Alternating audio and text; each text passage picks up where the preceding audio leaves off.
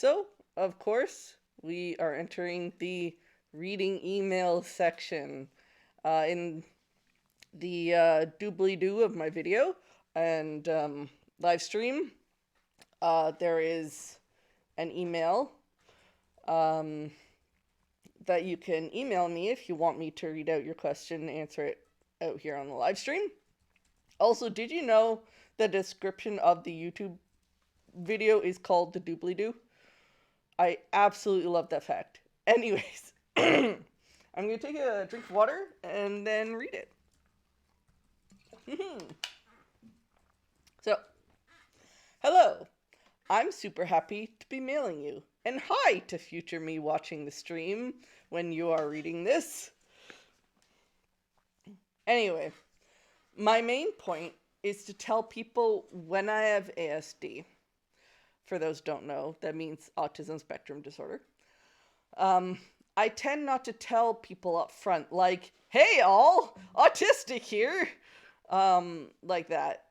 I like to mention it during a conversation, and I kind of bring up that I'm autistic as part of the as part of the conversation. But should I tell everyone? Like, if I want to date someone, should I mention it really early on? Or should I wait until we're closer to mention it so they don't leave me just because I'm autistic? Same with job employers. Should I mention it when I'm being interviewed after I get the job, or just never at all? My parents love to mention how it is my superpower, yet love to keep it a secret from people when I'm pretty open about it. My mom said being openly autistic in the late 2000s was like being openly gay in the 80s. Maybe they see something that I don't. Thank you very much for the email. I really appreciate it. So, this is something that I see asked a lot. I'm really open about being autistic, but I don't have to worry about telling my date since I'm already married and I don't have an employer. I don't remember when I actually told my partner I was autistic, but I wasn't really open about it when we first got together. When it comes to telling friends or family or just casual acquaintances, that's really up to how comfortable you are at being open to them about being autistic, and if you feel they need to know. When it comes to dating, it can be a bit more complicated. I'd say it really depends on the person and how well you two connect. Perhaps bring up autism in a casual conversation to see how they react to it in general. Maybe bring up a character from a show you like that's autistic or suspected to be autistic, and see if they react to the subject of autism positively or negatively. If it seems like they see autism as something more negative, you may want to wait a bit and see if you two click. If it seems like the relationship is really progressing positively, you can bring it up. I wouldn't wait too long, though, maybe within the first few months.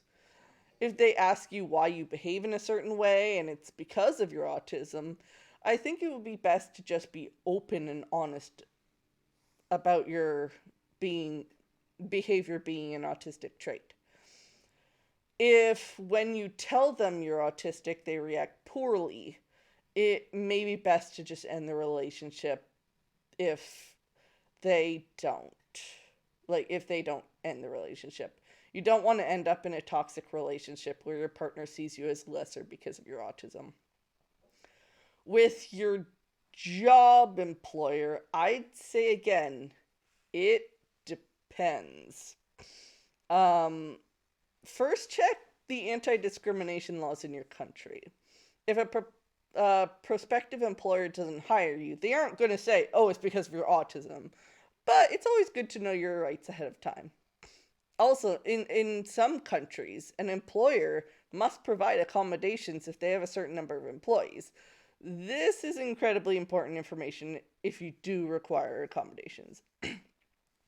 I think the best course of action would to not reveal that you're autistic unless you need to. If accommodations are a must, it may be best to be open about being autistic. This may turn out well, it may not. You can also search for jobs that are specifically requesting autistic employees. I got a job that way once. It didn't work out well, but that was not my boss's fault. But still. um, yeah.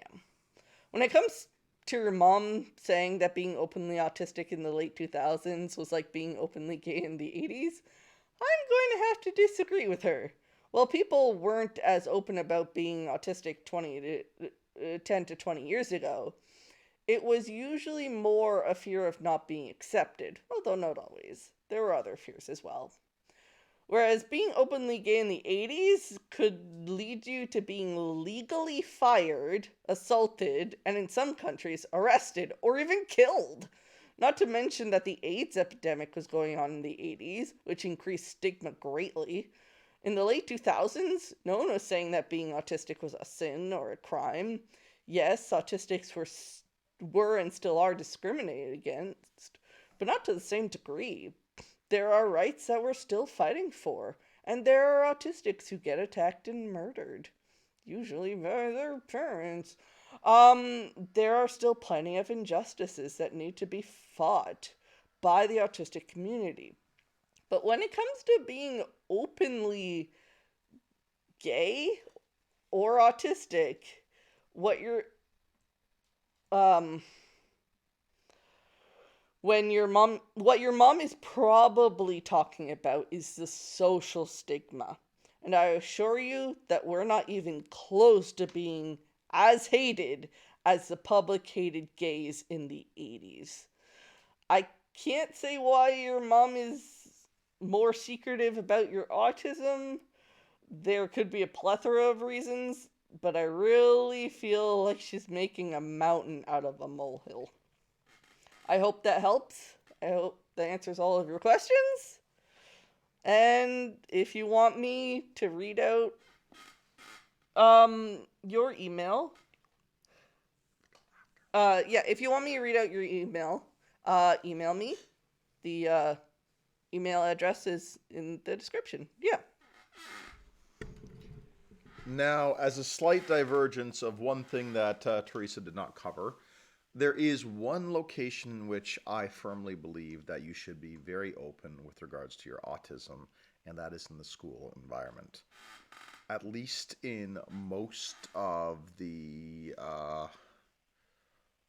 public school systems, a lot of them in countries that have mental health that recognizes autism and tries to assist it in some way or make accommodations, the schooling system will often try to provide extra support. Now, obviously, that is absolutely not going to be the case everywhere, but a lot of countries around the world do have in the school environment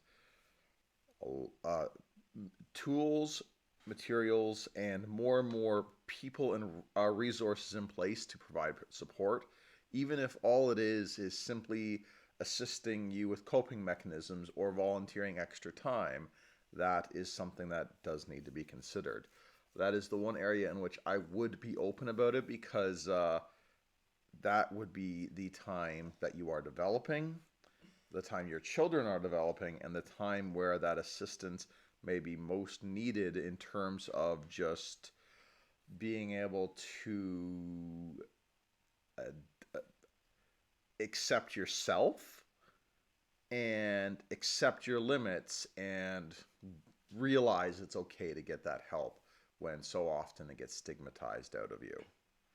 Like, I've seen it from so many kids here in China because they don't offer proper support.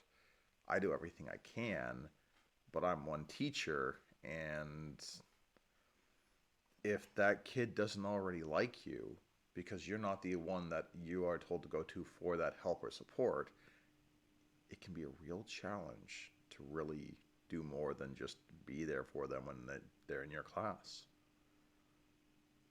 So that is the one time I would recommend. Try to make sure you're as open as you safely can be. Thank you for that addition. I wouldn't have thought of that, seeing as, I'm not a teacher.